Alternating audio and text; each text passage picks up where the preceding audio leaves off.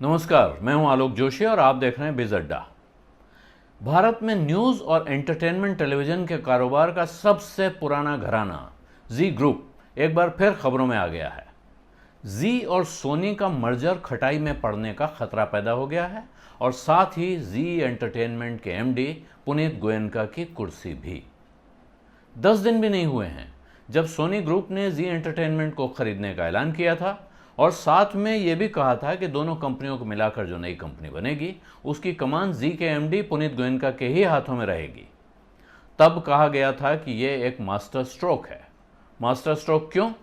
क्योंकि उस वक्त जी एंटरप्राइजेस के बड़े शेयर होल्डर, खासकर इन्वेस्को और उनके साथ एक दूसरा फंड मिला हुआ जो कुल मिला के 18% के शेयर होल्डर हैं, ये जी के तमाम डायरेक्टरों को हटाने की कोशिश में थे, जिसमें कुछ इंडिपेंडेंट डायरेक्टर और एमडी पुनीत गोयनका भी शामिल थे और इन्वेस्टको इसके लिए पूरी तरह दम लगा रहा था। ये खबर आनी थी, जैसे ही खबर आई कि सोनी और जी का मर्जर हो जाएगा और इसके बाद पुनीत गोयनका अपनी कुर्सी पर बने रहेंगे, तो जी के शेयर उछल पड़े। बाजार के बिग बुल राकेश झुनझुनवाला खबर बाहर आने से पहले ही जी में बड़ा पैसा लगा चुके थे। कहा यही गया कि जी समूह की बुनियाद रखने वाले सुभाष चंद्रा के परिवार ने उनके बेटे पुनीत गोयनका की गद्दी सुरक्षित रखने का रास्ता निकाल लिया है। यानी सांप भी मर गया और लाठी भी नहीं टूटी। हालांकि दोनों को मिलाकर बनने वाली नई कंपनी में, जो सोनी और जी को मिला के कंपनी बननी थी, उसमें 53% हिस्सेदारी सोनी ग्रुप की थी, यानी वो बड़े शेयर होल्डर होते। इसके बावजूद बोर्ड में उनके कई डायरेक्टर्स भी होते, उसके बाद भी वो इसके लिए राजी हो गए थे कि अगले 5 साल तक इस कंपनी के मैनेजिंग डायरेक्टर पुनीत गोयनका ही बने रहेंगे। तो एक तरह से आप कहें तो एक मॉरल विक्ट्री, एक नैतिक जीत हासिल कर रहा था चंद्रा परिवार। कंपनी में बाकी 47% हिस्सा जी एंटरटेनमेंट के मौजूदा शेयर होल्डरों का होना था, जिनमें सुभाष चंद्रा के परिवार के अलावा इन्वेस्को जैसे बड़े निवेशक और बाकी छोटे बड़े निवेशक भी शामिल हैं। मगर अब यह लगता है कि इन्वेस्को ने हार नहीं मानी है और वो एक बार फिर बाजी पलटने की कोशिश कर रहा है।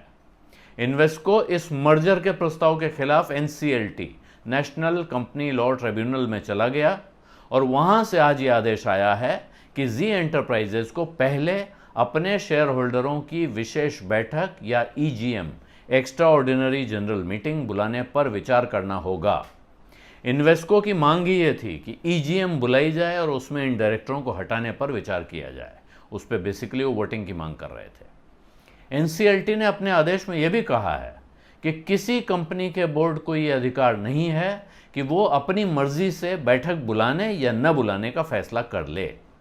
आदेश में कहा गया है कि अब कंपनी बोर्ड बैठक बुलाए और ईजीएम बुलाने पर विचार करे और बोर्ड बैठक के बाद सारे शेयर होल्डरों को बताए कि क्या फैसला हुआ।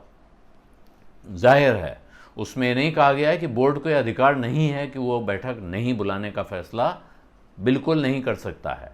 उसको मन मर्जी से यह फैसला करने का अधिकार नहीं है। इसका अर्थ है कि फिर वो कुछ नियम कायदे ऐसे लाए सामने, ऐसी वजहें बताए कि क्यों वो ईजीएम नहीं कर सकता है, और फिर अगर एनसीएलटी उसे मान लेती है तो हो सकता है कि ईजीएम न हो। लेकिन आसार इस बात के ज़्यादा हैं कि ईजीएम जैसा कि वो शेयर होल्डर मांग कर रहे हैं उस तरह से उसको बुलाने पड़ जाए। अब खबर है कि एनसीएलटी सोमवार को ये मामला फिर सुन सकता है और तब बोर्ड को, उससे पहले बोर्ड को विचार करके बताना होगा कि वो करना क्या चाहते हैं। लेकिन फिलहाल जी के मौजूदा मैनेजमेंट के लिए विकट स्थिति तो बन ही गई है और इसी का असर है कि जी एंटरप्राइजेस के शेयर आज 2.25% से नीचे जाकर बंद हुए हैं। बिज अड्डा में आज इतना ही। अब इजाज़त दीजिए। धन्यवाद। नमस्कार।